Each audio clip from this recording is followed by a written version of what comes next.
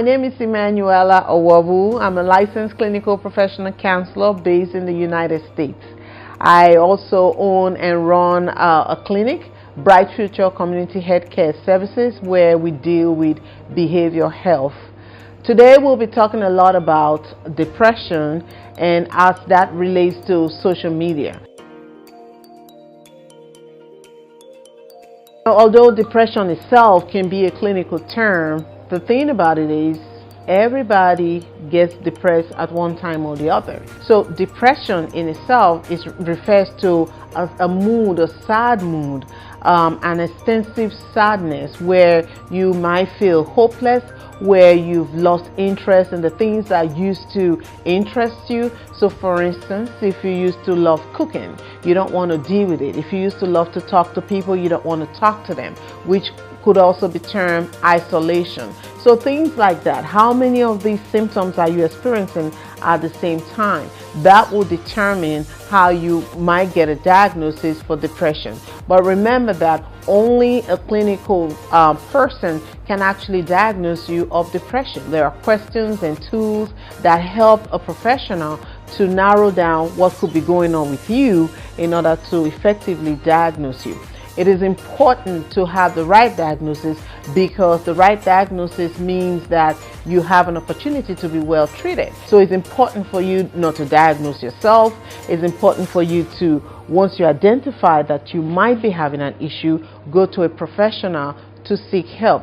When I mean professional, who am I talking about? The first person to go to would be your primary care doctor. And your primary care doctor is someone that if you had a headache, you will go to. If you had a persistent stomach, you will go to. And then they will look at you, do a primary diagnosis, and then at that point decide on what to do, either to refer you to a psychiatrist, either to refer you to a psychologist, or think of a treatment plan that will work best for you.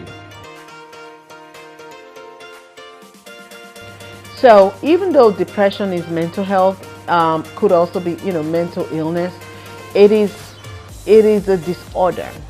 Sometimes you can't help it because there are different things that can predispose you to being depressed or to have a clinical diagnosis of depression. Even genetics. So for instance, if you come from a family where your mother suffered from depression, maybe she's on medication, or your father's side suffered from depression, maybe on medication, or even your aunt or your cousin, if it's in the family and you're experiencing the symptoms, then it could be that you have a sting of predisposition to getting it. But remember that that's the reason why it's important for you to go to a professional to get diagnosed. It's not a single thing. It's not just the person suffering from depression that's suffering from it. People around that person suffering from it too.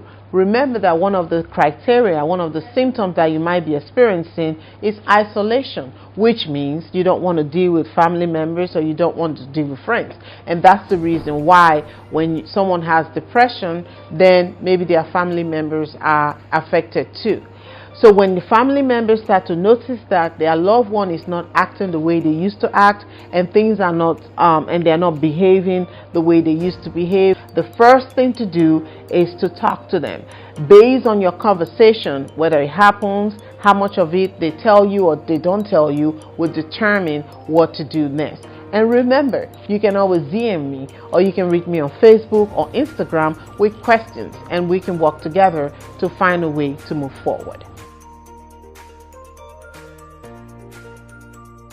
So feeling of depression can be an overwhelming feeling, but like I've said in the past, everybody at some time or the other have felt depressed, have felt sadness.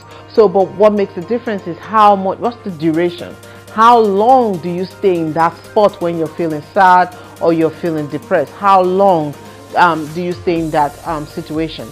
So once you realize that something is not right with you, you got to talk to someone. And even if you're not talking, this is where support system comes in. Like I always say, it's a good thing. Developing countries especially is a good resource because it's a community, it's mostly community based. If you have a neighbor who hasn't come out for some time, people get nosy. It might not even be for care, but just out of nosiness, they want to find out what's going on with this person. I didn't see them travel. I didn't see them, they come and look for you. And if they find you in a bad situation, more than likely they will try and do something to help you. I just want to give a few symptoms. If you notice this about yourself, it's time to talk to someone. If you're feeling extreme sadness, especially if nothing triggers it, so it's not like you lost someone, something happened to you, all of a sudden you have an extreme sadness, feeling hopeless, having difficulty with sleep, you're sleeping too much, you're not sleeping enough, you're eating too much, not eating enough, you don't want to be around people, you're thinking that you have no significance in the world that you're living anymore, you're having thoughts of self-harm or suicide. Yes, that's the time to worry. That's the time to talk to someone. And if you have a support system like a father, mother, friends that you can talk to, it would be a good way to let them know how you're feeling. If you don't have that, I keep emphasizing I'm a resource. You can always DM me questions. You can reach me on Facebook. You can reach me on Instagram, and we can work together on a plan that will help you.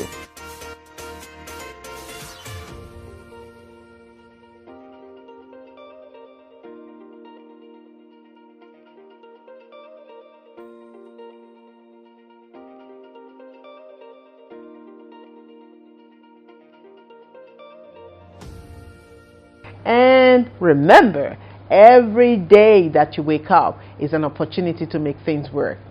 See ya.